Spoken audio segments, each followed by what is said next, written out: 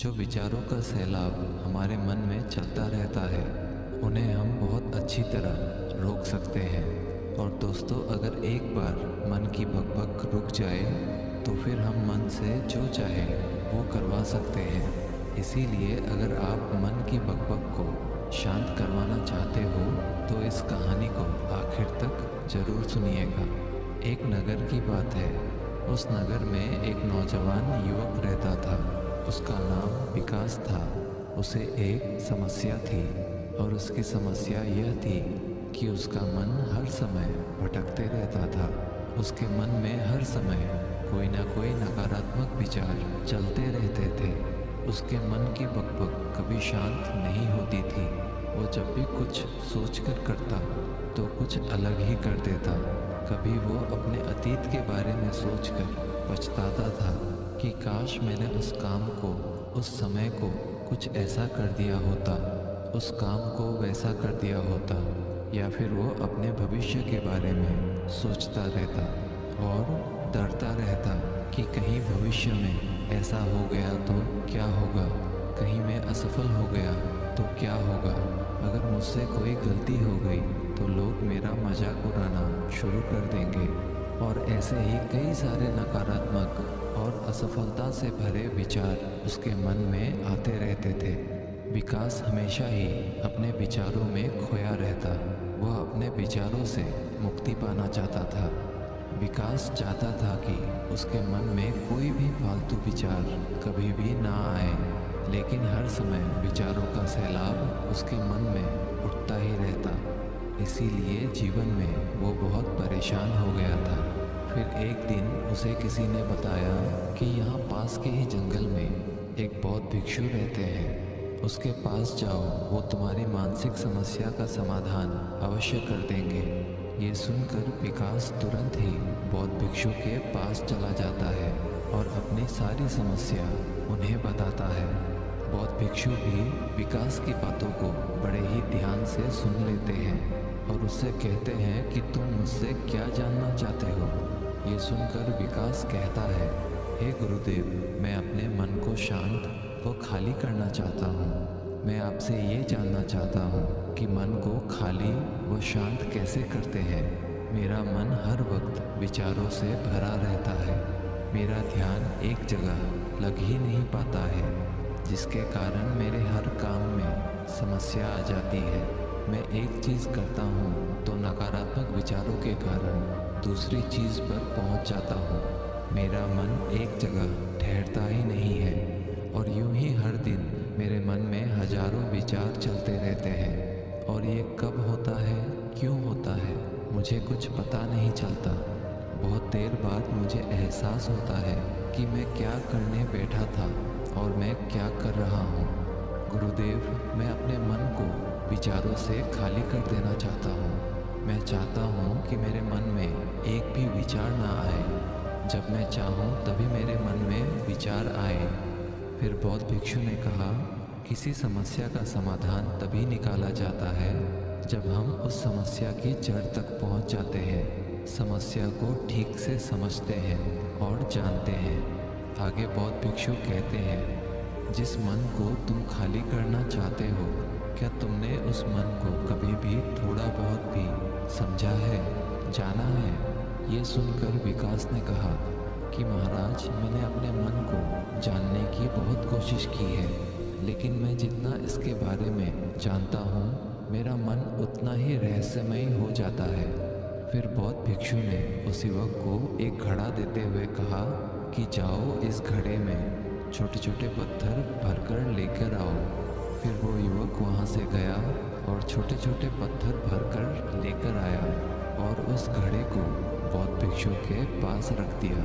फिर बौद्ध भिक्षु ने उस युवक से कहा कि इस घड़े को तुम अपना मन समझो और इस घड़े में भरे पत्थरों को अपने विचार समझो।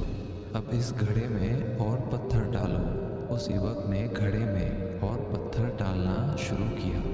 क्योंकि घड़ा पहले से भरा हुआ था, एक दो पत्थर डालने के बाद बाकी सारे पत्थर नीचे गिरने लगे। फिर बौद्ध भिक्षु ने उस युवक से कहा, रुको ज़रा, ध्यान से देखो, अब घड़े में पत्थर नहीं आ रहे हैं। बल्कि पत्थर नीचे गिर रहे हैं, क्योंकि ये एक घड़ा है। जो इसमें आ सकता था वो आ गया, अब इसमें और पत्थर नहीं आएंगे। अगर दूसरे पत्थर डालने हैं तो पहले वाले पत्थरों को निकालना होगा। ये सुनकर उस युवक ने कहा, गुरुदेव, मैं आपकी बात समझ गया हूँ कि आप मुझे क्या बताना चाहते हैं। हमें अपने मन को विचारों से ही खाली कर देना चाहिए।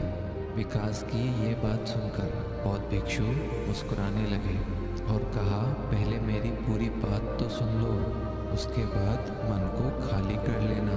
फिर बौद्ध भिक्षु ने उस युवक को कहा कि हमारा मन एक घड़े के बिल्कुल उल्टा है, क्योंकि घड़े को तुम पत्थरों से भर सकते हो, लेकिन मन को विचारों से नहीं भर पाओगे, क्योंकि मन तो हमेशा खाली रहता है।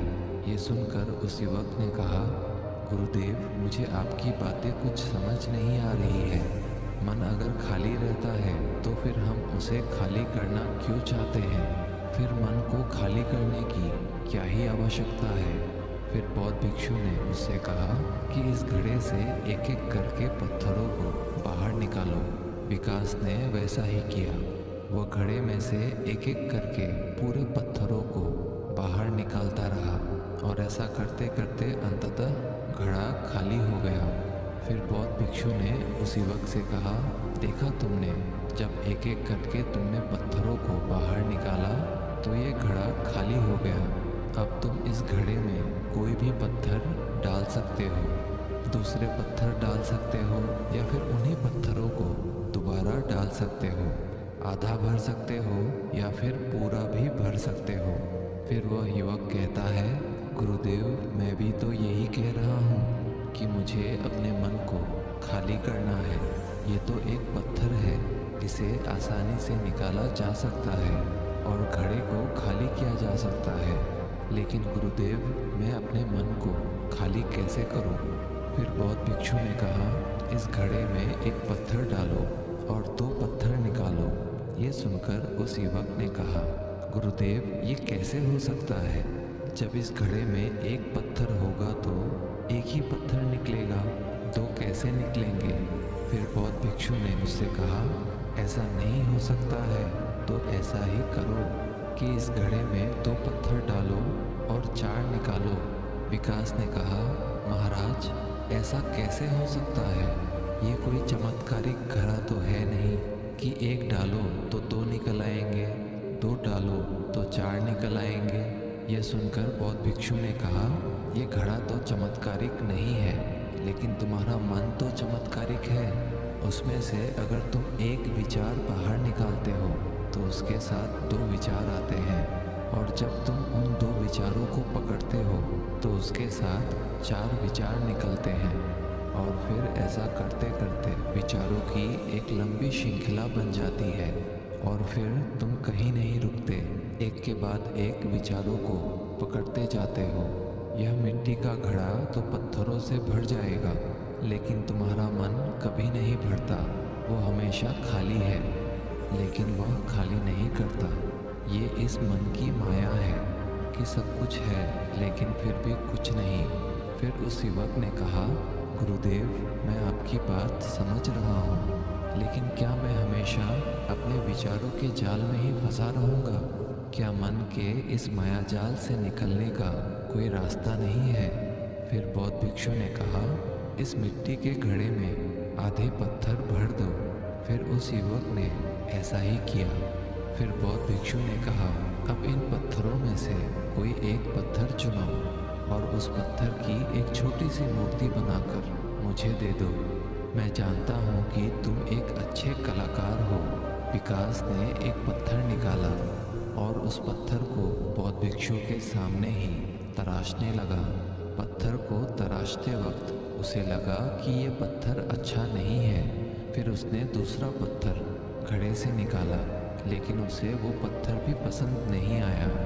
फिर उसने तीसरा पत्थर निकाला, लेकिन वो तीसरा पत्थर भी उसे पसंद नहीं आया, उसका रंग अच्छा नहीं था।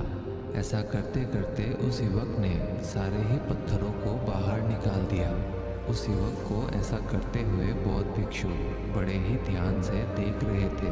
फिर बौद्ध भिक्षु ने उससे कहा कि जो तुमने सबसे पहले पत्थर निकाला था, उस पत्थर को ये समझकर तराशो कि इसके बाद तुम्हारे पास कोई और पत्थर नहीं है और ये एक ही पत्थर तुम्हारे पास है।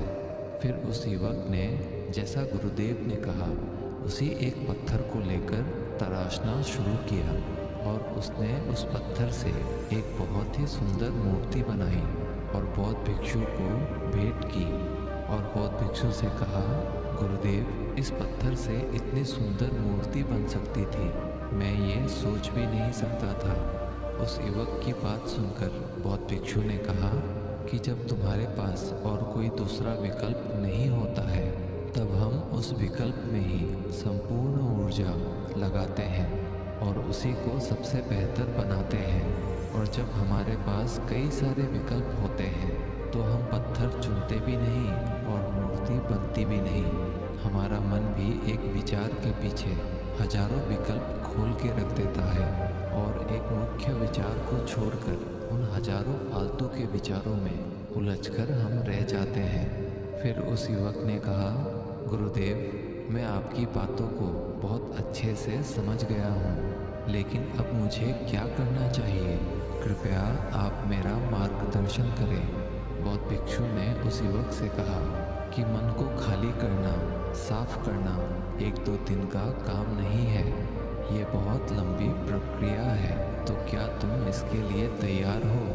वह युवक कहता है, जी गुरुदेव, तैयार हूँ, चाहे कितनी भी लंबी प्रक्रिया क्यों ना हो। फिर बौद्ध भिक्षु ने उस युवक से कहा कि मन को खाली व नकारात्मक विचारों से दूर रखने के 6 तरीके हैं। आओ उन्हें एक एक करके समझते हैं। पहला तरीका है कि ऐसे लोगों का साथ छोड़ दो जो तुम्हें कमज़ोर, पिछड़ा हुआ, लक्ष्यहीन महसूस कराए। अक्सर हमारे आसपास ऐसे लोग होते ही हैं जो हमसे पद और धन में ऊपर होते हैं और इसी पद और धन के घमंड में वो अपने नीचे से लोगों को कुछ भी नहीं समझते। इसीलिए ऐसे लोगों के पास रहना ही नहीं चाहिए और ऐसे लोग अपने से छोटे लोगों को हमेशा यही महसूस कराते हैं कि आप कितने छोटे हैं और इसीलिए वो छोटे लोग अपने जीवन में कुछ बड़ा हासिल कर ही नहीं सकते।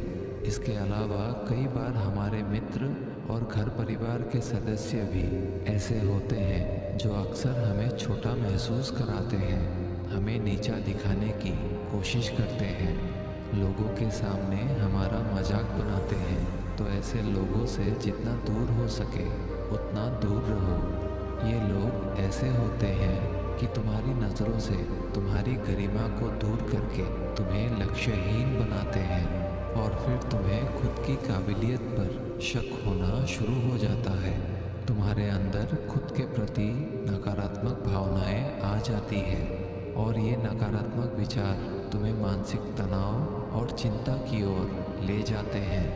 फिर बौद्ध भिक्षु दूसरा तरीका बताते हुए कहते हैं कि तुम बहुत ही कम और चुनिंदा लोगों को ही अपना मित्र बनाओ। ऐसे लोगों को ही अपना मित्र बनाओ जिससे तुम कुछ सीख सकते हो, जिनकी तुम इज्जत कर सकते हो, जो तुम्हारी भावनाओं को समझ सके, जिनकी सोच तुमसे मेल खाती हो, जो जीवन में तुम्हें आगे बढ़ने में सहायता करे। हमारे जीवन और चरित्र में हमारे माँ बाप के बाद हमारे मित्रों का ही सबसे ज़्यादा योगदान होता है। इसीलिए मित्रों का सही होना भी बहुत आवश्यक है। ऐसा कहा भी जाता है, तुम उन 5 लोगों का प्रतिबिंब हो जिनके साथ तुम सबसे ज़्यादा वक्त बिताते हो। अगर तुम्हारे आसपास के 5 लोग जिनके साथ तुम सबसे ज़्यादा वक्त बिताते हो वे ईमानदार हैं, तो तुम भी धीरे धीरे ईमानदार होना शुरू कर दोगे। और अगर वो 5 लोग अमीर हैं तो तुम भी धीरे धीरे अमीर बनना शुरू कर दोगे। कहने का अर्थात यही है कि तुम वैसा ही बन जाते हो जिस तरह के लोगों के साथ तुम अपना समय व्यतीत करते हो। किसी महान दार्शनिक ने कहा था कि तुम मुझे किसी भी इंसान के मित्रों से मिलवा दो, मैं उसके मित्रों को देखकर उस इंसान का भविष्य बता दूंगा। हमारी सबसे बड़ी समस्या ये है कि हम लोगों को ना नहीं बोल पाते हैं। जिन लोगों के साथ हम रहना पसंद भी नहीं करते हैं, ना चाहते हुए भी हमें उन नकारात्मक लोगों के साथ वक्त बिताना पड़ता है। इसीलिए सबसे पहले हमें अपने ज़िंदगी में उन लोगों को ना कहना आना पड़ेगा जिनके साथ रहकर हमें लगता है कि ये हमारी ज़िंदगी ख़राब कर रहे हैं। अगर ये हमारी ज़िंदगी में ना हो तो शायद हम ज़्यादा खुश रहेंगे। बौद्ध भिक्षु आगे कहते हैं, तीसरा तरीका है कि तुम कभी भी अपना अतीत नहीं बदल सकते, लेकिन तुम अपना भविष्य अवश्य बदल सकते हो। इसीलिए तुम्हें पूरी तरह से वर्तमान में रहते हुए उन चीज़ों पर, उन कामों पर ध्यान दो जो तुम्हारे नियंत्रण में है, जिन्हें तुम आज कर सकते हो, अभी कर सकते हो। बौद्ध भिक्षु कहते हैं, मेरी एक बात हमेशा याद रखना, केवल वर्तमान में रहकर भविष्य को संवारा जा सकता है, अतीत में रहकर नहीं। इसीलिए वर्तमान में जीने की आदत डालो। चौथा तरीका है कि तुम स्वस्थ और पौष्टिक खाना खाओ। हमारा शरीर ऊर्जा से चलता है और हम जैसा खाना खाएंगे वैसी ही ऊर्जा हमारे शरीर को मिलेगी। अगर हमारा शरीर स्वस्थ नहीं रहेगा तो हमारा मन स्वस्थ कैसे रहेगा? जब शरीर कमज़ोर व बीमार रहता है तो मन में कई सारे नकारात्मक विचार आते हैं और स्वस्थ शरीर में स्वस्थ दिमाग का वास होता है। इसीलिए शरीर को स्वस्थ व मजबूत रखना हमारी जिम्मेदारी है। बौद्ध भिक्षु कहते हैं कि पांचवा तरीका यह है कि रोज़ ध्यान करो। ध्यान करने का सबसे उपयुक्त समय सुबह या फिर रात को सोने से पहले होता है, लेकिन अगर तुम्हें ध्यान में गहरा जाना है तो सबसे उपयुक्त समय रात का ही होता है। रात में सोने से पहले ध्यान करने से नींद में भी सुधार होता है और बहुत गहरी नींद आती है। ध्यान करने के लिए तुम अपनी सांसों पर ध्यान केंद्रित कर सकते हो या फिर तुम अपने मन में उठने वाले विचारों पर भी अपना ध्यान केंद्रित कर सकते हो। मन में उठने वाले विचारों पर ध्यान केंद्रित करने से ध्यान करने वालों का ज़्यादा फायदा होता है, क्योंकि इसमें आसानी से गहरे ध्यान में उतरा जा सकता है। अगर तुम ध्यान नहीं कर सकते हो तो रोज़ खुद के साथ अकेले में वक्त बिताओ। खुद के व्यवहार को समझो, देखने की कोशिश करो कि मन में किस तरह के विचार उठ रहे हैं और क्यों उठ रहे हैं।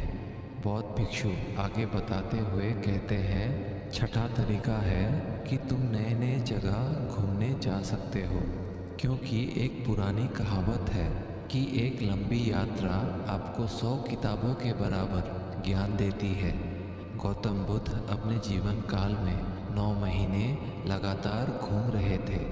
उनके भ्रमण करने का यही कारण था कि नए नए जगह जाने से ज्ञान की प्राप्ति के साथ साथ मन को एक नयापन भी प्राप्त होता है। नई जगह घूमने जाने पर हमारा मन उत्साहित रहता है। फिर बौद्ध भिक्षु कहते हैं, मन के जाल में कभी मत फंसो। मन को खाली करने की कोशिश मत करो। जीवन में ध्यान करना सीखो। अपने ध्यान को केंद्रित करो। अपने ध्यान में एकाग्रता लाओ और जीवन में जो कर रहे हो उसे पूरी मेहनत के साथ अंतिम समझकर करो। उस काम को ऐसे करो कि उसके बाद तुम्हें और कुछ नहीं करना है। और जब फिर दूसरे विचार पर कार्य करो तो बस उसी पर कार्य करो, किसी तीसरे विचार पर नहीं। मन के मायाजाल से निकलना इतना आसान नहीं, लेकिन ध्यान करने से सब कुछ पाया जा सकता है। दोस्तों, आशा करते हैं आज के इस कहानी से आपने ज़रूर कुछ ना कुछ मूल्यवान सीखा होगा। कहानी अच्छी लगी हो तो वीडियो को एक लाइक और चैनल को सब्सक्राइब ज़रूर कर दीजिएगा। मिलते हैं अगले वीडियो में, तब तक के लिए धन्यवाद।